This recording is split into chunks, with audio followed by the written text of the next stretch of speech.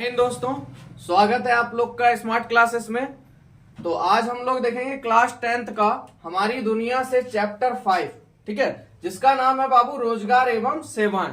ठीक है, और आप लोग को अगर बाय चांस क्वेश्चन आंसर लेना होगा तो व्हाट्सएप नंबर क्या कहते हैं डिस्क्रिप्शन में दिया हुआ है, वहां से आप उसको ले सकते हैं, उसका पीडीएफ आपको मिल सकता है। चलिए चैप्टर पे चलते हैं, रोजगार एवं सेवाएं। ठीक है, तो देखिए, जब व्यक्ति अपने परिश्रम एवं शिक्षा के आधार पर जीविकोपार्जन के लिए धन एकत्रित करता है। देखिए अब यहाँ पे क्या है, आप रोजगार कैसे करिएगा, कहीं काम करके। अब काम कीजिएगा तो क्या मिलेगा आपको, उस श्रम के बदले, आपने जो श्रम किया उसके बदले क्या मिलेगा, कुछ धन मिलेगा, है ना। तो वो आपके शिक्षा थ्रू हो या परिश्रम थ्रू हो, पर उससे आपका जीविकोपार्जन चलता है। ठीक है, एकत्रित धन को जब पूंजी के रूप में व्यवहार किया जाता है, जो आपने जमा किया है, ठीक है, उसको पूंजी के रूप में जब आप व्यवहार करते हैं और उत्पादन के क्षेत्र में निवेश किया जाता है तो सेवा क्षेत्र उत्पन्न होता है।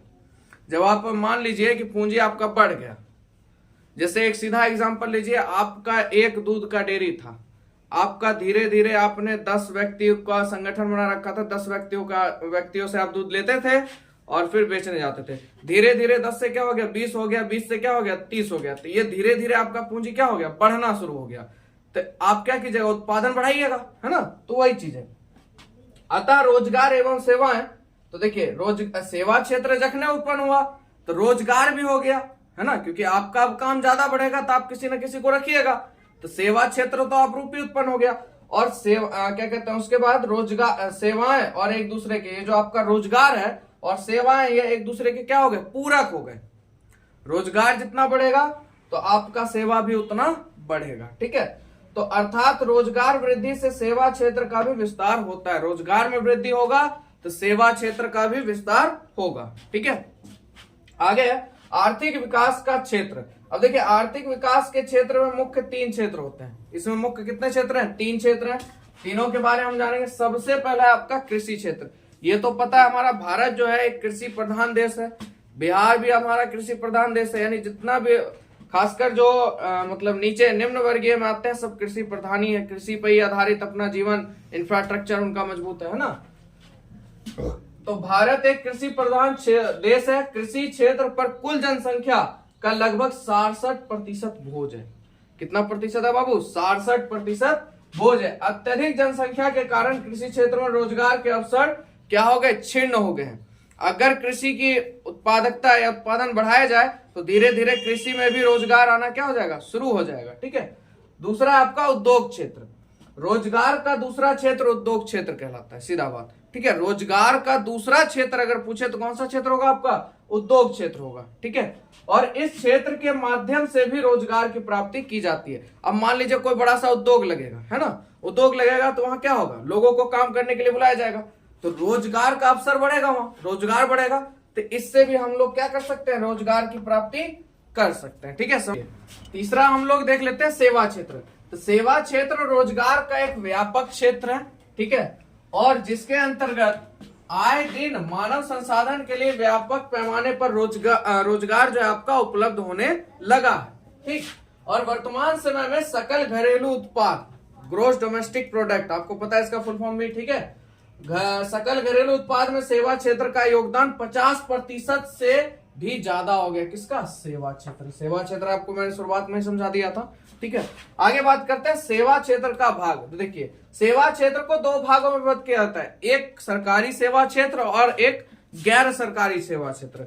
सरकारी सेवा क्षेत्र में क्या होता है, जब आप काम करते हैं तो आपको वेतन दिया जाता है। ठीक है, वेतनमान होते हैं आप, तो आपका सरकारी सेवा क्षेत्र में आता है। जैसे में देखिए सैन्य सेवा, है ना, सेना बनते हैं, आर्मी होता है, तो आपको वेतन दिया जाता है ना, तो वेतनमान हो गए।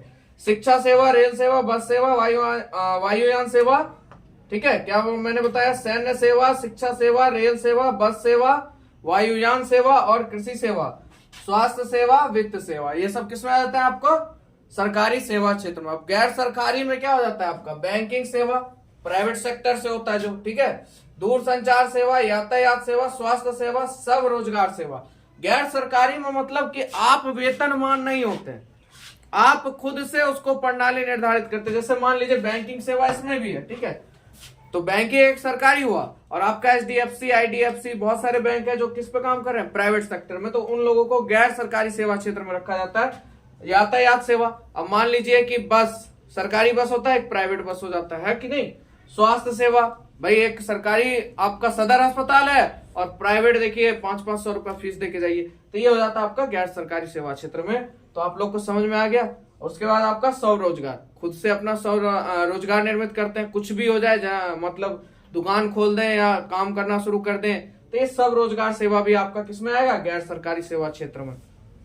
तो यहां तक आप लोग को समझ में आया, ठीक है। चलिए आगे देखते हैं। चलिए अब देखिए सेवा क्षेत्र के महत्व में अगर थोड़ा सा बात करें हम लोग, तो देखिए सेवा क्षेत्र का हम जितना ही विस्तार करेंगे, सेवा क्षेत्र में हम जितना ही विस्तार करेंगे, रोजगार का अवसर उतना ही अधिक होगा। सेवा बढ़ेगा, रोजगार बढ़ेगा, ठीक है। आगे बात करते हैं रोजगार सृजन के रूप में सेवाओं की भूमिका किस किस भूमिका में है। देखिए देश में सरकार के द्वारा रोजगार हेतु निम्न प्रकार की योजना चलाई जा रही है, ठीक है। तो काम के बदले अनाज, ये मान लीजिए 1960 के लमसम का है, ठीक है। काम के बदले अनाज 1960 नहीं शायद 2004 या 2000 के आसपास का है, ठीक है। और 2000 मान लीजिए 4 का है, ठीक। उसके बाद राष्ट्रीय ग्रामीण रोजगार कार्यक्रम चलाया गया, ठीक है। ये आपका 1980 के दशक में था। ग्रामीण युवा सब रोजगार प्रशिक्षण एवं कार्यक्रम ये चलाया गया रोजगार के लिए। ग्रामीण भूमिहीन रोजगार गारंटी कार्यक्रम, ठीक है। स्वयं सहायता समूह, साथ साथ नरेगा। अगर अभी बात करें सबसे ज्यादा रोजगार का अवसर जो प्रदान कर रहा है अभी की भूमिका में नरेगा है, ठीक है। देखिए उपयुक्त सेवाओं के माध्यम से देश में बेरोजगारी की समस्या को दूर करने की कोशिश की जा रही है। मतलब इसके तहत जो कुछ बेरोजगार है, जिनको कोई मतलब कुछ उपाय वैसा नहीं है, उनको नरेगा के तहत काम दिया जा रहा है, चाहे झाड़ू का हो जाए या पोछा का हो जाए। जैसे आप लोग देखते हैं नगर पालिका काम है ना, तो ये सब भी मान लीजिए नरेगा के तहत हो जाता है। सेवा क्षेत्र के विस्तार के द्वारा अनुमान है कि 38% शहरी बेरोजगारी को दूर किया जा सकेगा।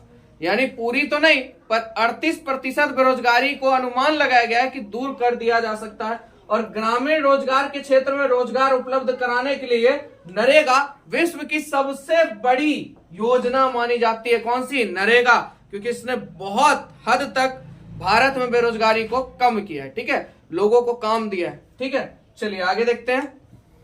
उसके बाद बात करते हैं देखिए सेवा क्षेत्र की बुनियादी सुविधाएं के बारे में। तो देखिए सेवा क्षेत्र के विकास के लिए देश एवं राज्य स्तर पर बुनियादी सुविधाओं का होना नितांत है, क्योंकि ये सुविधाएं जो है ये विकास धारा की रीढ़ की हड्डी के समान है। आपकी बुनियादी धाराएं जो है ये किसके समान है? रीढ़ की हड्डी के समान है। किसके? विकास के, ठीक है। देश या राज्य की सर्वांगीण प्रगति मूलतः कृषि, उद्योग एवं व्यापार पर निर्भर करती है। ये बात भी एकदम सही है। देश या राज्य, कोई भी देश या राज्य, उसका सर्वांगीण प्रगति यानी अगर वो देश प्रगति करेगा तो किस चीज पर, किस आधार पर? या तो उसका कृषि होगा बढ़िया, उद्योग होगा और व्यापार बढ़िया होगा, तो क्या कर जाएगा? उस पर निर्भर करती है ये चीज, है ना। और प्रगति भी उसी पे करेगी। और इनकी प्रगति आधारभूत संरचना, आधारभूत संरचना आपको पता है ना, इंफ्रास्ट्रक्चर मैंने समझाया हुआ है, अथवा बुनियादी सुविधाओं पर निर्भर करती है। आधारभूत संरचना पर निर्भर करती है या बुनियादी सुविधाओं पर निर्भर करती है। जिस देश अथवा क्षेत्र में बुनियादी सुविधाएं अधिक होगा वहां औद्योगिक उत्पादन और रोजगार की वृद्धि होगी। बुनियादी सुविधाएं जहां अधिक होगा वहां रोजगार की अधिक सुविधा होगी, ठीक है। उत्पादन और रोजगार के द्वारा ही सेवा क्षेत्र का विस्तार होता है। जितना उत्पादन होगा सेवा क्षेत्र उतना फैलेगा। मैंने बोला था ना आपको कि आपका अगर एक डेयरी है, वहां पे आप अकेले काम कर रहे हैं, तो धीरे धीरे अगर आपकी जनसंख्या वहां डेयरी पे बढ़ना शुरू हो जाएगी तो आप किसी ना किसी को रखिएगा, तो आपका सेवा क्षेत्र का विकास हो रहा है, इधर रोजगार का अवसर मिल रहा है, तो वही चीज है, ठीक है। आगे बात करते हैं सबसे इंपॉर्टेंट हमारा बीमारू। नाम ही सुनने में देखिए लगता है बीमारू, है ना। देखिए अब इसके बारे में जानते हैं। BI से आपका बिहार हो जाता है, MA से मध्य प्रदेश, ठीक है, R से राजस्थान, RU से आपका उड़ीसा। बीमारू के अंतर्गत हमारे 4 देश हैं, ठीक है, 4 राज्य, सॉरी, बीमारू के अंतर्गत हमारे 4 राज्य, बिहार, मध्य प्रदेश, राजस्थान और उड़ीसा। इसी को बीमारू कहते हैं। क्या है देखिए, इसे ही क्या कहते हैं? बीमारू कहते हैं। इन राज्यों में बुनियादी सुविधाएं बहुत कम उपलब्ध है, या सोचिए ना के बराबर। धीरे धीरे सुधार हुआ है। जैसे देखिए बिजली, सिंचाई, यातायात एवं परिवहन, दूर संचार, ठीक है, इनकी पर्याप्त मात्रा में उपलब्धता नहीं है, यानी कि पूर्ण रूप से उपलब्ध में ये शामिल नहीं है। कौन से 4 राज्य हैं आपके? बीमारू, BI से बिहार, MA से मध्य प्रदेश, ठीक है, R से राजस्थान, U से उड़ीसा, है ना, ठीक है। इसे क्या कहते हैं? बीमारू कहते हैं। बीमारू का मतलब यहाँ पे बुनियादी सुविधाओं की जो मात्रा है वो पर्याप्त नहीं है, यानी अल्प मात्रा में है, पर उतना भी नहीं है जो ज्यादा प्रगति कर सके, ठीक है। चलिए आगे देखते हैं। चलिए अगला बिंदु हम लोग देखते हैं, आर्थिक संरचना के अंतर्गत निम्नलिखित को सम्मिलित किया जाता है, ठीक है। आर्थिक संरचना के अंतर्गत क्या आ जाता है? आपका वित्त आ जाता है, वित्तीय संस्थाएं जितने भी आपका बैंकिंग क्षेत्र, बीमा क्षेत्र एवं अन्य। ऊर्जा में आपका कोयला, विद्युत, पेट्रोलियम, तेल जितना भी है ये सब। यातायात में रेलवे, सड़कें, वायुयान और जलयान। संचार में आपका डाक, टेलीफोन, मीडिया एवं अन्य। अब गैर आर्थिक, आगे देखिए, गैर आर्थिक संरचना से मनुष्य की क्षमता एवं उत्पादकता में वृद्धि कर अप्रत्यक्ष रूप से उत्पादन एवं अंततः आर्थिक विकास में सहायता प्रदान किया जाता है, जो इस प्रकार है। देखिए शिक्षा आपका प्रारंभिक होता है, माध्यमिक होता है, उच्चतर होता है, तकनीकी होता है, ठीक है। स्वास्थ्य आपका अस्पताल हो गया, प्राथमिक स्वास्थ्य केंद्र हो गया, नागरिक सेवा में सामाजिक चेतना, सफाई एवं अन्य, ठीक है। तो देखिए भारत में विश्व के उच्च तकनीकी उन्नति के बावजूद भी आधारभूत संरचना की सुविधाओं का एकदम अभाव है। इतना तकनीक होते हुए भी भारत का इंफ्रास्ट्रक्चर अभी भी कमजोर है, ठीक है। खासकर आर्थिक दृष्टिकोण से अपेक्षाकृत पिछड़े राज्यों में तो बहुत ही कम बुनियादी सुविधाओं का विकास हो पाया है। आप एक एक ऐसी जगह देखिएगा जहां पे बुनियादी सुविधाएं जो आपको मैंने बताया था उनकी सुविधा वहां बहुत कम मात्रा में है, ठीक है। तो बताइए इतना तकनीक विकसित हो गया तब भी अभी तक भारत का इंफ्रास्ट्रक्चर सही से विकास नहीं कर पाया। चलिए आगे देखते हैं। चलिए लास्ट पॉइंट हम लोग देख लेते हैं, आधुनिक मंदी का सेवा क्षेत्र पर क्या प्रभाव पड़ा। देखिए आर्थिक विकास किसी राष्ट्र एवं राज्य की सतत प्रक्रिया है, ठीक है। विकास का होना एक सतत प्रक्रिया है, ठीक है। जैसे जैसे युगों में परिवर्तन होता जाता है वैसे वैसे विकास की प्रक्रिया में भी परिवर्तन के साथ साथ बढ़ता जाता है। परिवर्तन की प्रक्रिया उसके साथ साथ बढ़ती जाती है। अर्थव्यवस्था से पुरानी चीजों का विलुप्त होना है इसकी पहचान, है कि नहीं। आप लोग भी स्वयं देखते होंगे कि पहले का अर्थव्यवस्था क्या था, अभी का क्या है। समय परिवर्तन के साथ व्यक्ति की मांग में भी परिवर्तन हो रहा है। जैसे जैसे समय परिवर्तन हो रहा है व्यक्तियों की मांग में भी परिवर्तन होते जा रहा है। व्यक्ति फैशन का शिकार हो रहा है। व्यक्ति क्या हो रहा है? फैशन का शिकार हो रहा है। अब पहले जैसा रहना का नहीं, अब फैशन ज्यादा चाहिए, ठीक है। और भारत में 1991 के वैश्वीकरण के पश्चात विकास में काफी परिवर्तन देखने को मिले। वैश्वीकरण जब से हुआ है उसके बाद से विकास में बहुत ज्यादा परिवर्तन देखने को मिला है। वैश्वीकरण, निजीकरण एवं उदारीकरण के कारण आर्थिक विकास के क्षेत्र में प्रत्यक्ष रूप से लाभ मिलने लगा। किस किस के कारण से? वैश्वीकरण, निजीकरण और उदारीकरण से आर्थिक विकास में लाभ मिलना शुरू हुआ। लोगों को दूसरे राष्ट्र में जाकर रोजगार करने का खुला अधिकार प्राप्त है ना। आप किसी भी राज्य में चले जाइए, कहीं भी जाइए, आप खुला रोजगार कर सकते हैं, ठीक है, काम कर सकते हैं। वर्तमान मंदी के कारण सेवा क्षेत्र काफी प्रभावित हो। जब वर्तमान मंदी की बात आ रही है तो जब ये हुआ था तो सेवा क्षेत्र पर इसका प्रभाव पड़ा था, क्योंकि मंदी है तो कुछ तो प्रभाव पड़ेगा, ठीक है। उपभोक्ताओं की मांग बढ़ी, उपभोक्ताओं की क्या हुई? मांग बढ़ी, परंतु उत्पादकों का उचित मूल्य नहीं मिल पा रहा था। तो मंदी का असर होगा कि नहीं होगा? होगा। चलिए 2-3 पॉइंट और देख लेते हैं। आपका छोटा सा चीज है, घटक है, जो आपका ऑब्जेक्टिव में पूछ सकता है। मानव पूंजी के प्रमुख घटक तो क्या है आपका? भोजन, आवास, वस्त्र, स्वास्थ्य और शिक्षा। ये मनुष्य का जो है ना पूंजी के प्रमुख घटक है। कौन कौन सा? भोजन, आवास, वस्त्र, स्वास्थ्य और शिक्षा। आप लोग वीडियो देख रहे हैं, थोड़ा मेहनत देखा कीजिए, आप लोग के लिए मेहनत होता है। वीडियो को थोड़ा लाइक और आसपास दोस्तों में जरूर शेयर करवाएं। और मैट्रिक का आपको मैंने बोला हुआ है टेस्ट सीरीज भी जल्द आने वाला है, तो आप हो सके जहां तक थोड़ा सा हेल्प कीजिए, ठीक है। वीडियो अच्छा लग रहा हो तो इसको जरूर शेयर करें दोस्तों में। चलिए आगे और पॉइंट देख लेते हैं। आगे देखते हैं। अब देखिए मंदी का तो असर पड़ा ही, और अत्यधिक घाटे के कारण विकसित राष्ट्रों में आत्महत्या करने जैसी घटनाएं भी होने लगी। अब जो विकसित देश है वहां पे भी दिक्कत होना शुरू हो गया, तो लोगों ने क्या किया? आत्महत्या करना शुरू कर दी। और कई वित्तीय संस्थाओं को अमेरिका में अपनी सेवा बंद करनी पड़ी।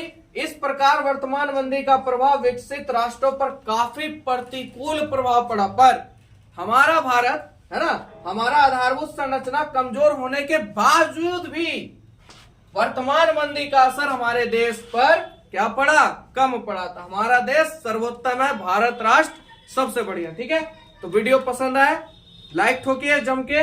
मिलेंगे हम अगले चैप्टर में।